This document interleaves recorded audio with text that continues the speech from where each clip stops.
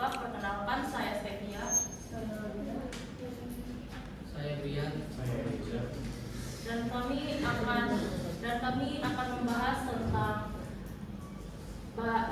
verbal examination bahasa Melayu beliau dengan topik dialek dalam bahasa Melayu. Pada hari ini kami akan membahas tentang bahasa Melayu kuno, bahasa Melayu klasik, bahasa Melayu modern, dan perbedaan bahasa Melayu dengan bahasa Indonesia. Bahasa Melayu kuno merupakan salah satu bahasa tertua di Nusantara yang memiliki peran penting dalam sejarah perkembangan bahasa dan budaya di wilayah Asia Tenggara. Bahasa ini pertama kali muncul pada abad ke-7 Masehi yang tercatat dalam berbagai prasasti seperti prasasti Talangkubo, Kedukan Bukit, dan Kota Kampung. Pada masa itu, bahasa Melayu kuno berfungsi sebagai lingua franca atau bahasa pengantar untuk pedagang dan komunikasi antar berbagai kelompok etnis dan bangsa yang datang ke Nusantara. Bahasa ini tidak hanya penting secara linguistik, namun juga sebagai media penyebaran ajaran dan nilai-nilai budaya, keagamaan, dan nilai kebijakan, nilai-nilai kerajaan di Nusantara. Bahasa Melayu kuno tertulis dalam berbagai prasasti dan bukti-bukti peninggalan yang memberikan kita wawasan tentang kehidupan bahasa Melayu pada masa lalu. Penggunaan aksara Pallawa dan pengaruh bahasa Sanskerta merupakan salah satu bukti bahwa adanya interaksi kuat antara Melayu dan India. Namun, bahasa Melayu kuno semakin terdesak dengan kemunculannya bahasa Melayu klasik yang kemudian berevolusi menjadi bahasa Melayu modern dan sekarang menjadi bahasa Indonesia. Seiring berjalannya waktu, penggunaan dan kebijakan bahasa Melayu kuno menjadi semakin penting karena kita bisa mengetahui asal-usul dan pengaruh dan perkembangan budaya yang sekarang menjadi bahasa nasional Indonesia.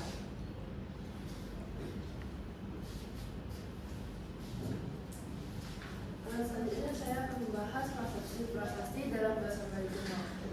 Prasasti dalam bahasa Melayu kuno adalah peninggalan sejarah yang penting dari masa lalu kerajaan yang berkuasa di wilayah Nusantara, khususnya di Sumatera, di Jawa, dan di sekitarnya.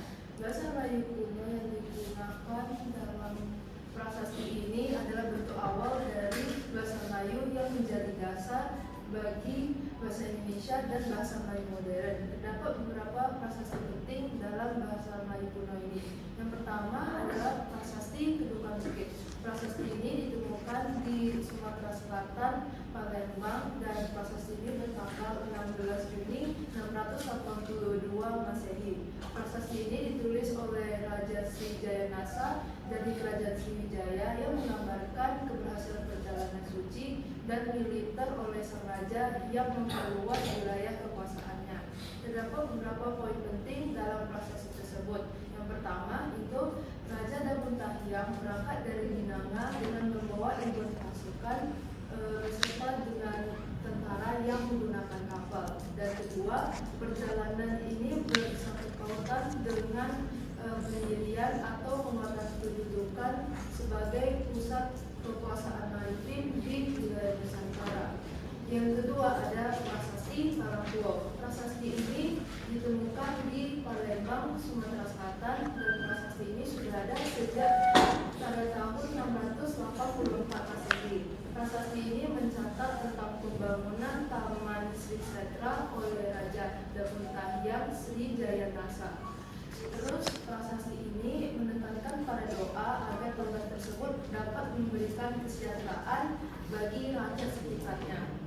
Terus prasasti ini menggunakan aksara Pallawa dan prasasti ini berisi teks yang menunjukkan permohonan kesejahteraan bagi rakyatnya atau komunitas yang telah tercantum dalam prasasti tersebut.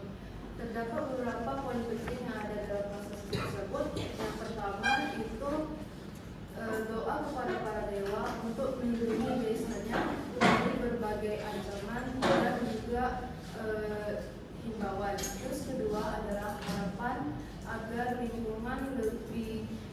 sejahtera, subur, dan juga lebih harmonis.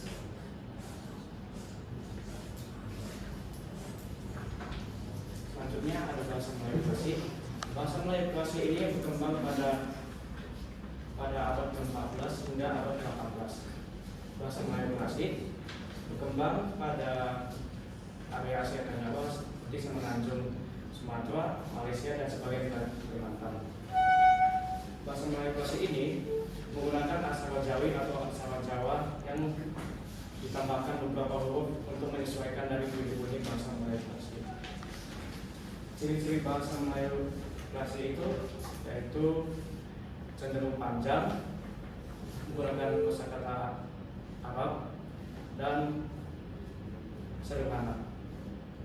Bahasa Melayu klasik biasanya bisa ditemukan dalam hikayat, kitab agama, dan hukum adat.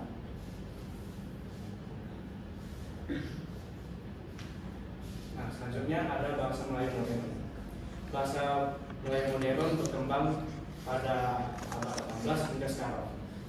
Bahasa Melayu modern berkembang dan menjadi bahasa resmi di negara Malaysia, Indonesia, Singapura, dan Brunei Darussalam. Bahasa Melayu modern ini menggunakan huruf Latin dan kosakata Inggris, Portugis, dan Belanda. Bahasa Melayu modern ini selalu mengalami penambahan kata yang diambil dari bahasa-bahasa asing lainnya. Bahasa Melayu modern ini lebih sederhana dan lebih baku dibanding bahasa Melayu klasik.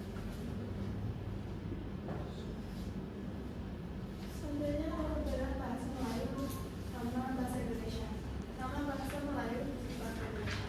Walaupun bahasa Melayu dan bahasa Indonesia sangatlah mirip, bahkan hampir sama, bahasa Indonesia dipilih sebagai digunakan di Indonesia sebagai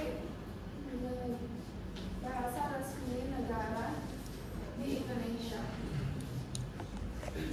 Sedangkan bahasa Melayu digunakan lebih sering dianggap sebagai bahasa daerah di wilayah-wilayah Indonesia. Selanjutnya, pengaruh bahasa asing dalam perkembangan bahasa Indonesia.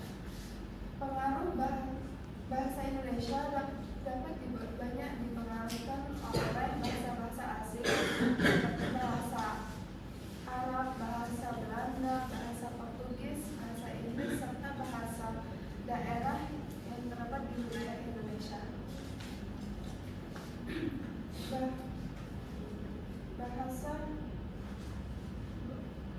Sedangkan bahasa Melayu terdapat di sebagai bahasa daerah yang berada di Indonesia. Selanjutnya jumlah penutur bahasa. Jumlah penutur bahasa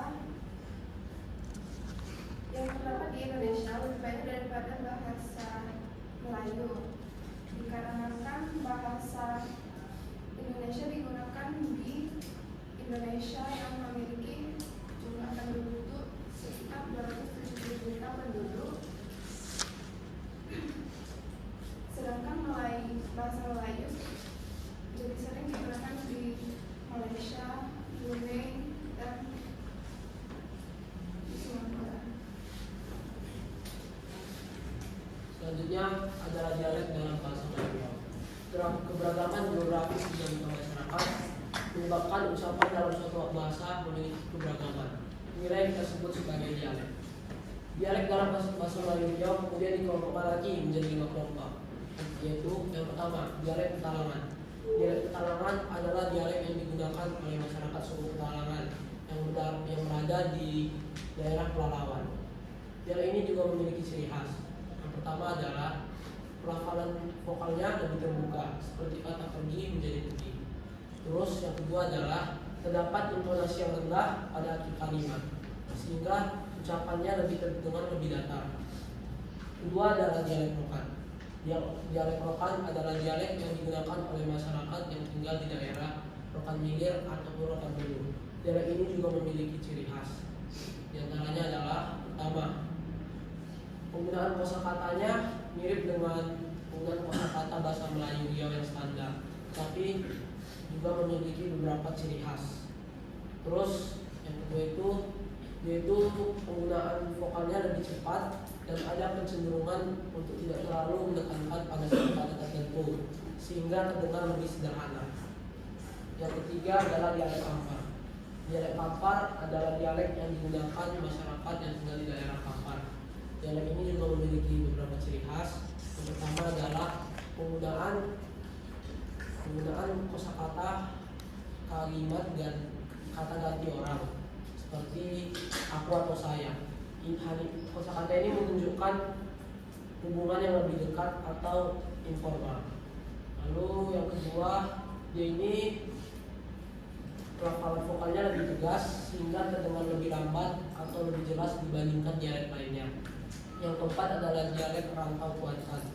Dialek Rantau Kuantan adalah dialek yang digunakan oleh masyarakat yang tinggal di daerah Tenggara Provinsi Riau.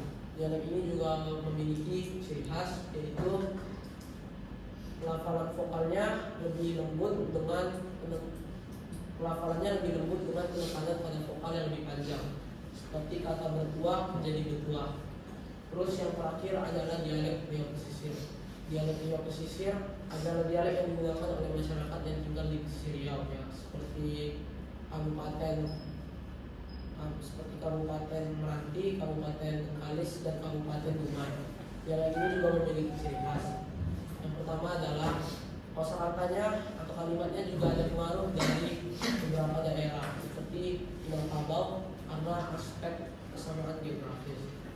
Lalu kedua yaitu mempunyai kosakata yang dipinjam dari bahasa Hokkien atau bahasa Arab seperti imam yaitu ketua agama dan kawan teman. Sekian dari kami, maaf jika ada kesalahan kata. Terima kasih.